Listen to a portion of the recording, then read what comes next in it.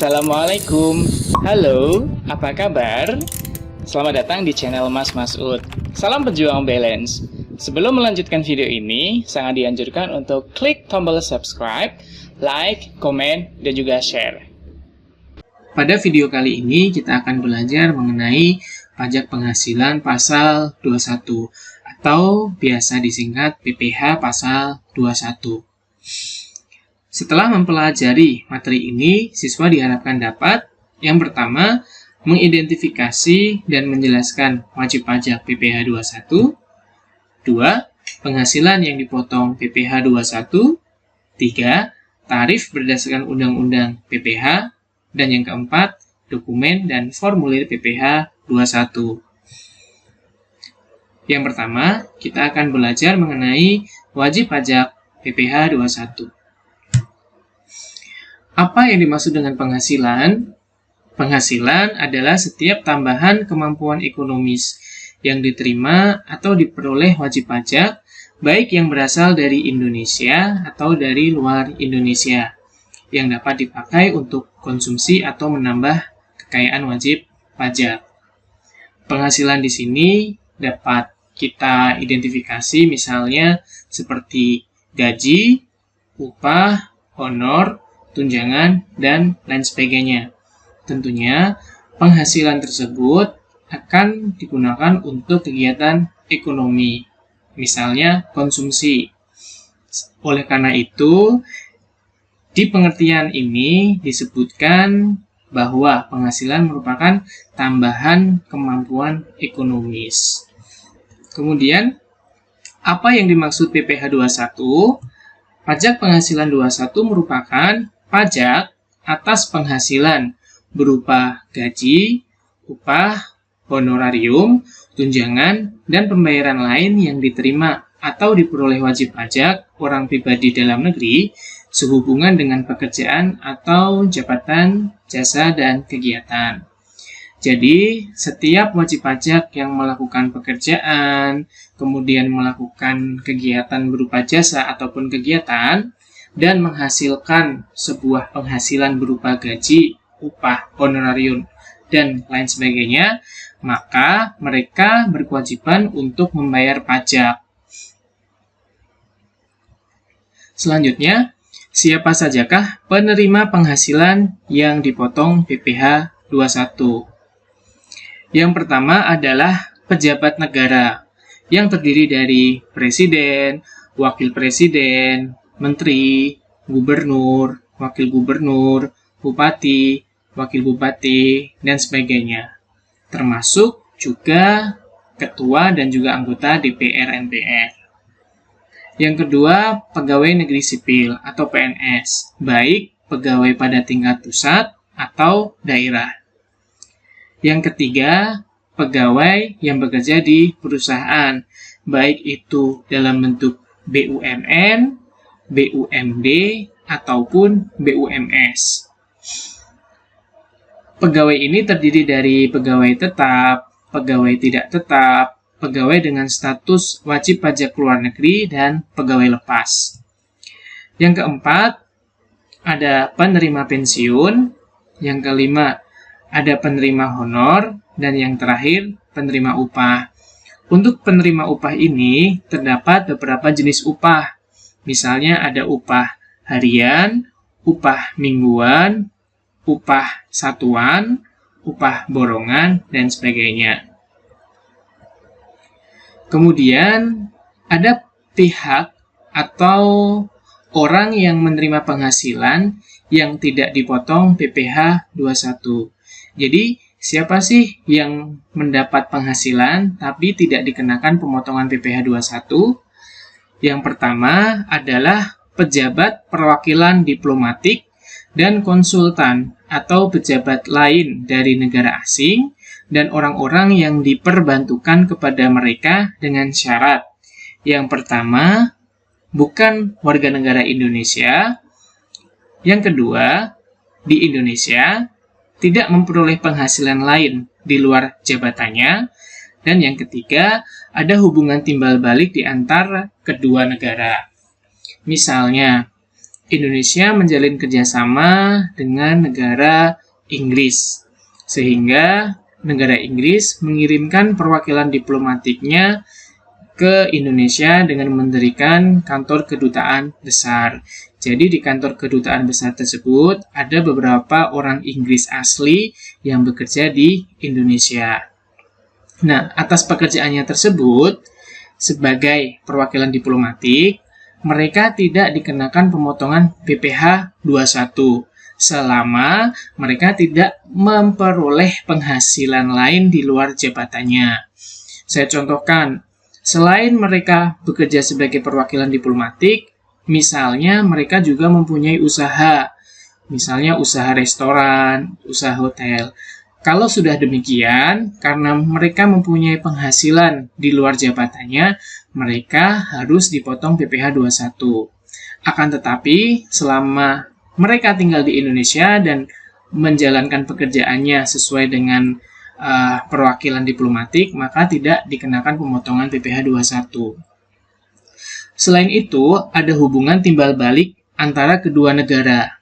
Misalnya, karena di Indonesia ini menjalin bekerjasama dengan negara Inggris, otomatis perwakilan diplomatik negara kita yang berada di Inggris juga tidak dikenakan pemotongan PPh 21, misalnya seperti itu. Kemudian yang kedua, mereka yang tidak dipotong PPh 21 adalah pejabat perwakilan organisasi internasional sebagaimana dimaksud dalam Keputusan Menteri Keuangan nomor 574-KMK.04-2000. Contoh dari pejabat perwakilan organisasi internasional ini misalnya mereka utusan dari PBB, dari WHO, dari UNESCO, dari IMF, misalnya seperti itu. Kemudian, siapakah pemotong pajak penghasilan 21? Pemotong pajak penghasilan 21 dan atau 26 adalah wajib pajak orang pribadi atau wajib pajak badan termasuk bentuk usaha tetap yang mempunyai kewajiban untuk melakukan pemotongan pajak atas penghasilan sehubungan dengan pekerjaan, jasa, dan kegiatan. Jadi pemotong dari PPh 21 dan atau 26 ini adalah bisa orang pribadi atau bisa juga perusahaan yang memberikan suatu pekerjaan kepada orang lain di mana dari pekerjaan tersebut ada kewajiban untuk memberikan imbalan atau balas jasa berupa gaji, honor, dan lain sebagainya. Dan mereka juga mempunyai kewajiban untuk memotong pajak atas penghasilan atau imbal balik yang diberikan. Antara lain, yang pertama adalah pemberi kerja, kedua, bendaharawan pemerintah, tiga, perusahaan, badan, dan juga BUT, empat, yayasan, lembaga, kepanitiaan, asosiasi, dan organisasi, dan yang terakhir adalah penyelenggara kegiatan. Kemudian kita akan belajar mengenai hak pemotong PPh 21. Yang pertama, pemotong PPh 21 berhak untuk mengajukan permohonan perpanjangan jangka waktu penyampaian SPT tahunan PPh 21.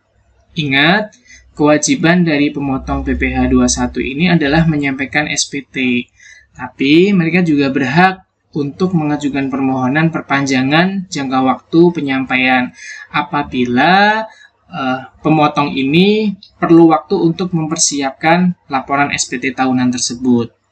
Yang kedua, memperhitungkan kelebihan setoran PPh 21 dalam 1 bulan takwim dengan PPh 21 terutang pada bulan berikutnya dalam tahun takwim yang bersangkutan. Tahun takwim itu merupakan tahun pajak. Kalau bulan takwim berarti juga merupakan bulan perpajakan. Maksud dari kelebihan setoran PPh 21 ini bagaimana? Misalnya pada bulan takwim tertentu, pemotong membayar pajaknya ini lebih besar dari yang seharusnya atau dari pajak terutangnya. Misalnya, mereka membayar sejumlah 1 juta.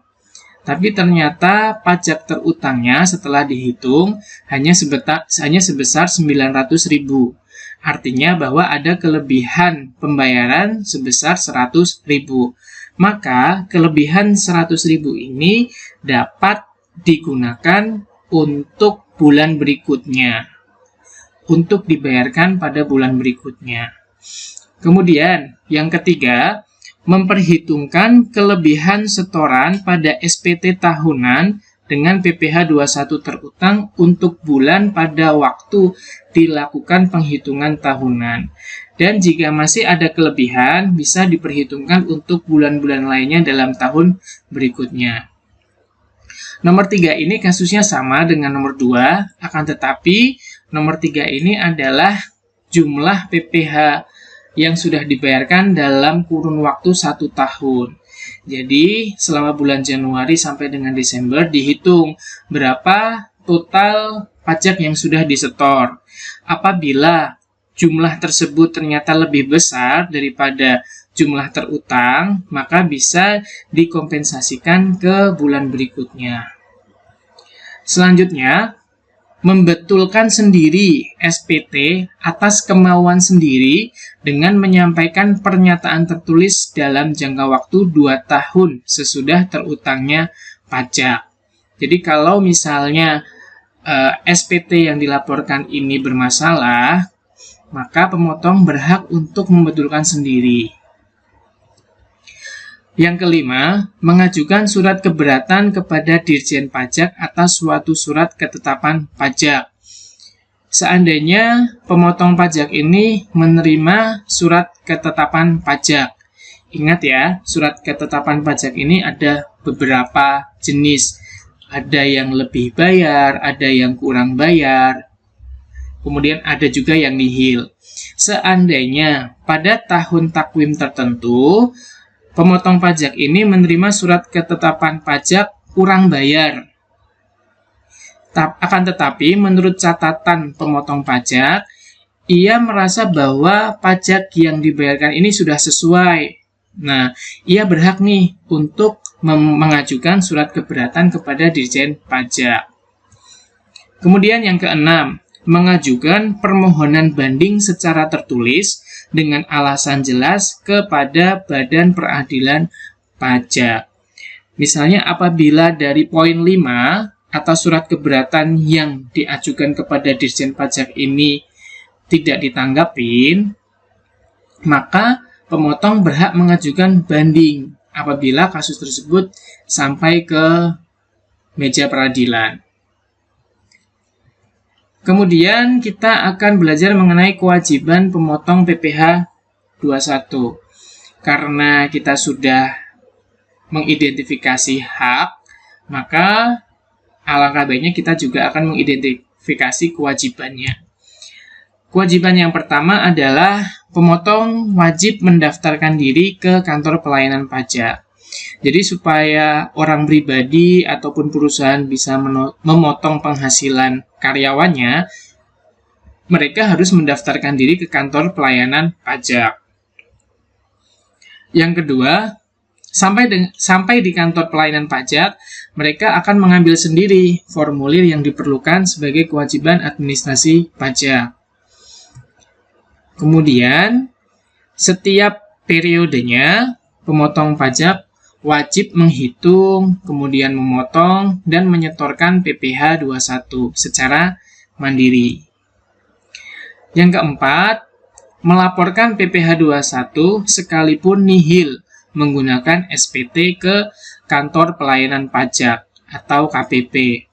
Maksud dari nihil ini, misalnya sekalipun tidak ada penghasilan yang dipotong dan yang distorkan, alias kosong, tetap pemotong ini harus membuat pelaporan melalui SPT atau surat pemberitahuan ke kantor pelayanan pajak yang menyatakan bahwa SPT 21 di perusahaan atau di wajib pajak tersebut nihil atau tidak ada yang dipotong.